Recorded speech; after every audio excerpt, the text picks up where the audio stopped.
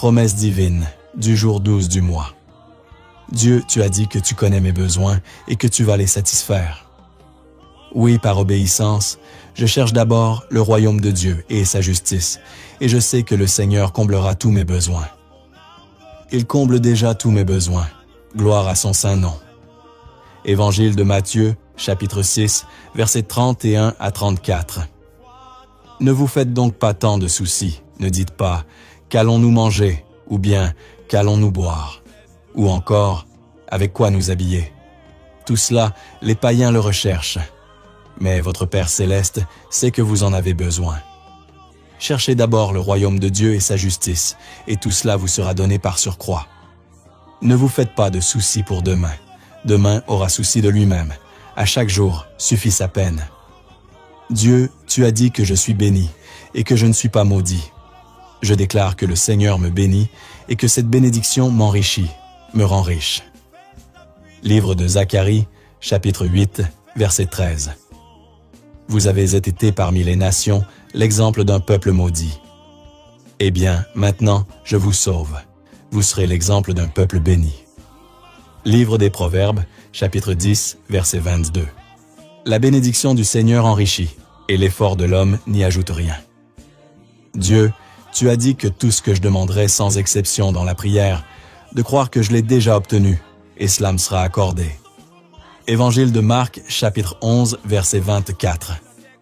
Tout ce que vous demandez dans la prière, croyez que vous l'avez obtenu, et cela vous sera accordé. Dieu, tu as dit que tu es à l'œuvre contre mes oppresseurs, que tu as écarté de moi le malheur pour que je ne subisse plus d'humiliation. Tu as écarté de moi le malheur pour que je ne subisse plus d'humiliation. Merci Seigneur. Livre de Sophonie, chapitre 3, versets 18 à 19. J'ai écarté de toi le malheur pour que tu ne subisses plus l'humiliation. Me voici à l'œuvre contre tous tes oppresseurs. Dieu, tu as dit que tout ce que je touche réussira. Gloire à Dieu qui fait prospérer tout ce que j'entreprends. Livre du Deutéronome, chapitre 28, verset 12. Pour vous, le Seigneur ouvrira le ciel, où il conserve précieusement l'eau, afin de laisser tomber la pluie sur vos terres en temps voulu, et de faire prospérer tout ce que vous entreprendrez.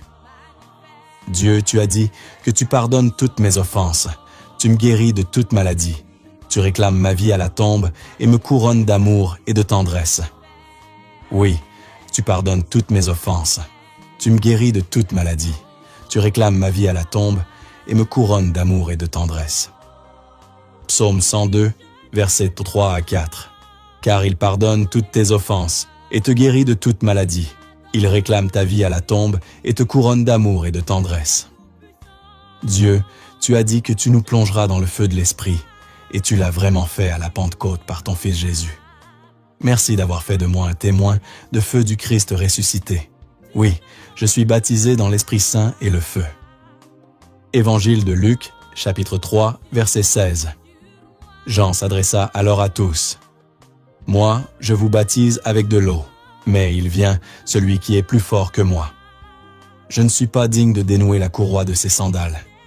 Lui vous baptisera dans l'Esprit Saint et le feu. Dieu, tu m'as dit de croire au Seigneur Jésus, et toute ma maison et moi serons sauvés, seront guéris, seront bénis. Moi et ma famille, nous sommes sauvés, guéris, consolés, délivrés et restaurés, parce que nous croyons au Seigneur Jésus. » Actes des Apôtres, chapitre 16, verset 31. « Crois au Seigneur Jésus, et tu seras sauvé toi et toute ta maison. » Dieu, tu m'appelles à rejeter le péché et à vivre dans la sainteté. Je dis oui à ton projet de sainteté pour moi. Première lettre aux Thessaloniciens, chapitre 4, verset 7. En effet, Dieu nous a appelés, non pas pour que nous restions dans l'impureté, mais pour que nous vivions dans la sainteté.